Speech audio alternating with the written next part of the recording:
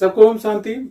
आज हम परम पूज्य गुरुदेव आचार्य श्री राम शर्मा के जी के अनुसार परिवार चलाने के लिए किन किन गुणों की जरूरत होती है और परिवार के सदस्यों में किन गुणों का अगर समावेश है तो वो परिवार बहुत अच्छा चल सकता है।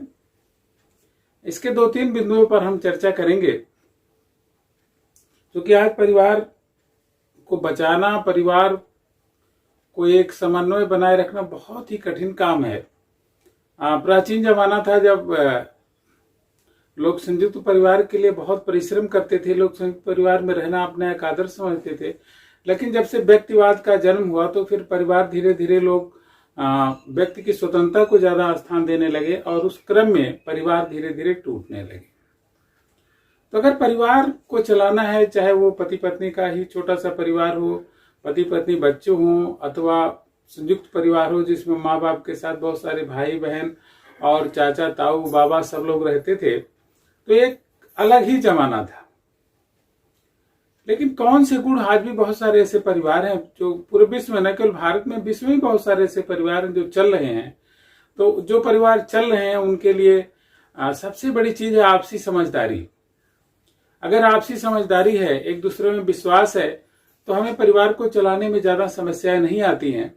तो आपसी समझदारी के लिए अगर हम पारिवारिक निर्णय जो होते हैं वो आपस में एक दूसरे के सहायता से लें। और सबसे बड़ी बात जो आजकल अर्थ है, अर्थ माने जो धन होता है, धन का अगर समान वितरण नहीं होता है तो उससे बहुत सारी समस्याएं होती हैं। अगर परिवार में बहुत सारे सदस्य कमा रहे हैं और कुछ सदस्य ऐसा है जो नहीं कमा रहे हैं, तो उनके लिए आपस में कुछ समझौते के तहत कुछ ऐसा हो कि वो भी एक संतुष्ट रह सके जो नहीं कमा रहे हैं, तो शायद एक परिवार बेहतर ढंग से चल सकता है। लेकिन अब इसके लिए अगर एक दूसरे में होड़ रखेंगे तो शायद परिवार का चलना संभव नहीं है।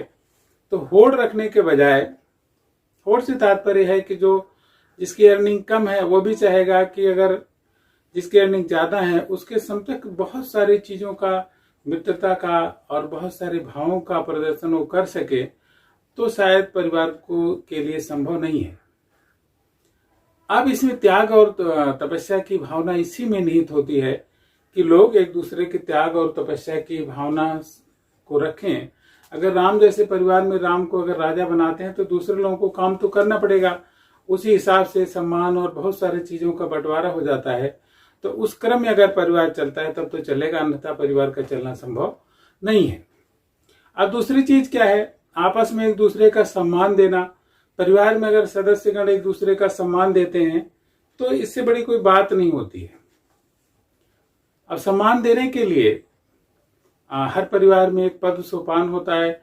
अगर उस पद सोपान के अनुक्रम में सबको सम्मान मिल रहा है, सबकी भावनाओं की कद्र हो रही है, तो बहुत बड़ी चीज है। एक दूसरे की भावनाओं को समझना, जो पहले वेदों में कहा गया कि हम साथ साथ चलें, साथ साथ एक दूसरे के मन को जाने। संगचोदम समोदंदम सवो मना से जानता हूं, देवा भागा में था पूर्व सज्जना ना उपास। एक दूसरे को मन को जानना, इससे बड़ी कोई बात नहीं हो सकती है। अब साथ साथ मिलजुल रहने की भावना भी एक बहुत बड़ा फैक्टर है। जब हम साथ साथ एक साथ मिल बैठकर भोजन करते हैं या भोजन बनाते हैं या पारिवारिक दायित्वों का निर्वहन करते हैं, तो वही एक लगाव पैदा करता है, आपसी लगाव। और वही आपसी लगाव ही परिवार को बांधे रखता है। अन्यथा कोई ऐसी बड़ी शक्ति नहीं है जो परिवार को बांधे रखे। तो उस लगाव की भावना से हम सबको काम करना है ताकि परिवार में एक अच्छा वातावरण विकसित हो सके। अब एक चीज और है कि जो आपसी प्यार, जिसको हम बॉन्डिंग कह सकते हैं, एक बढ़िया सा बॉन्डिंग हो, आपसी समझदारी हो, तो ये आपसी समझदारी और एक जो प्यार की भावना है, यह भी परिवार में होना बहुत जरूरी है। प्रेम और स्नेह से ही बड़े बड़े चीजों का निर्माण होता है और हमारी मानसिक स्थिति भी, पारिवारिक दाम्पत्य जीवन हो या पारिवारिक सामंजस्य हो, उसमें अगर प्यार है, स्नेह है, तो उसके द्वारा बहुत बड़ी बड़ी बाधाओं पर विजय पाई जा सकती है। और आस्तिकता के द्वारा, भगवान के प्रति समर्पण के द्वारा हम सब इस बॉन्डिंग को और मजबूत कर सकते हैं और एक दूसरे के मन को समझ करके भी हम लोग एक दूसरे की जो बॉन्डिंग है, बंधन है, उसको बहुत ज्यादा मजबूत कर सकते हैं। अंत में एक लाइन कही है कि प्यार और सहकार से भरा पूरा जो परिवार होता है वही इस धरती का स्वर्ग होता है। धरती पे स्वर्ग और कहीं नहीं है।